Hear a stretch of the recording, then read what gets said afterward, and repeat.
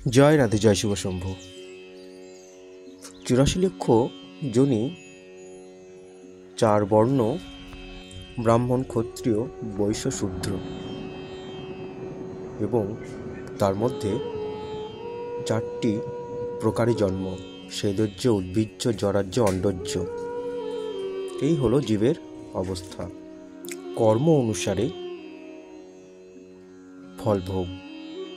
নিকৃষ্ট যোনি থেকে উচ্চ যোনি লাভ। কর্মাধীন জীবনে থেকে ধর্ম, ভগবানের নাম জপ তপ করে জীবনকে চালিত করাই একটা মানুষের সর্বশ্রেষ্ঠ কর্ম, সর্বশ্রেষ্ঠ ধর্ম। শ্রীমদ্ ভগবদ গীতাতে ভগবান শ্রীকৃষ্ণ অর্জুনকে বলেছেন আধ্যাত্ম সম্বন্ধে, আত্মা সম্বন্ধে, জ্ঞান সম্বন্ধে, কর্মতত্ত্ব, কিভাবে ভগবানকে ভাবা যায়, কিভাবে ভাবলে ভগবানকে পাওয়া যায়, পরমাত্মার কে কিভাবে পাওয়া যায়, কিভাবে তাকে ভাবা যায়। ভগবান শ্রীকৃষ্ণ শ্রীমদ্ ভগবদ গীতার মাধ্যমে একটা জীবের উদ্ধারের রাস্তা বলে গেছেন। সাধুসঙ্গ করতে বলেছেন, ভগবানের নাম জপ করতে বলেছেন, ধ্যান করতে বলেছেন, যজ্ঞ করতে বলেছেন, জ্ঞানরূপী যজ্ঞ।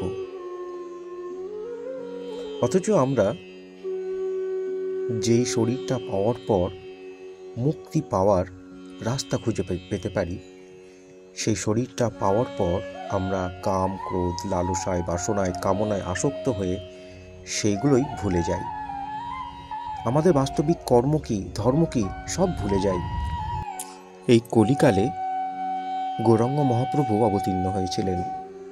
কৃষ্ণ নাম বিতরণ করেছিলেন, যে নাম জপ করলে মানুষ উদ্ধার পেতে পারে। নাম জপ তো আমরা করছি, কিন্তু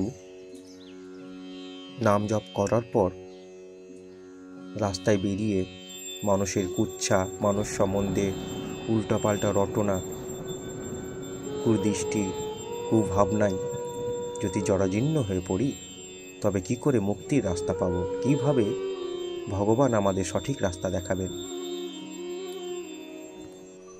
ভগবান বলেন জ্ঞানরূপী যজ্ঞ সর্বশ্রেষ্ঠ যজ্ঞ।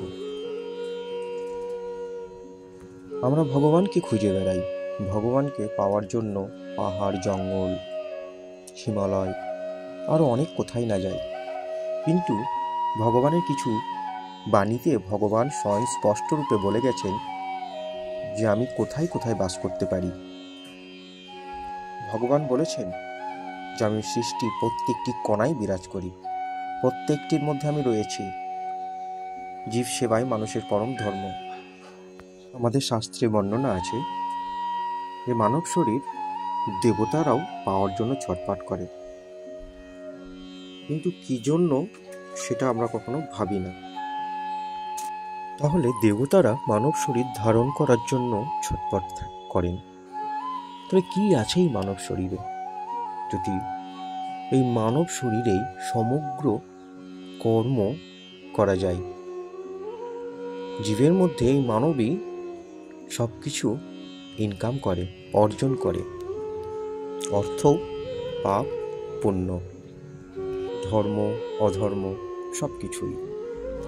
আমাদের শাস্ত্রে অনেক কিছু উল্লেখ করা আছে, কিন্তু আমরা সেসবগুলো মানতেও চাই না, বুঝতেও চাই না। আমরা বেশিরভাগ লোভ, ভোগ, বিলাসে পরিপূর্ণ মেতে উঠেছি। যেখানে সত্য ধর্মের কথা আলোচনা হয় সেখানে আমরা যেতেও চাই না। আমাদের যে কর্মের দ্বারা ঊর্ধ্বগতি পেতে পারি, আমরা যে কর্মের দ্বারা ঊর্ধ্বগতি পেতে পারি, মোক্ষের রাস্তা খুঁজে পেতে পারি, সেসব রাস্তা দেখারও চেষ্টা করি না। ভগবানকে অন্তরাত্মায় বসিয়ে ভাবলে, চিন্তা করলে দেখবেন মন পরিষ্কার হবে এবং তার প্রতি একটা আলাদা টান বাড়বে। আমরা যেমন বিভিন্ন কুনেশায় আসক্ত হয়ে পড়ি, একবার ভগবানের নেশায় আসক্ত হয়ে পড়ুন, দেখবেন এর থেকে আর কোনো নেশা হয় না। এটাই সর্বশ্রেষ্ঠ নেশা। ভগবানকে সম্পূর্ণরূপে আত্মসমর্পণ করুন, দেখবেন ভালো থাকবেন। আমাদের জীবনে দুঃখ, কষ্ট, জরা, জীর্ণতা সবই আমাদের কর্মফল, সেটা আমাদের ভোগ করতেই হবে। জয় রাধে, জয় শিব শম্ভু।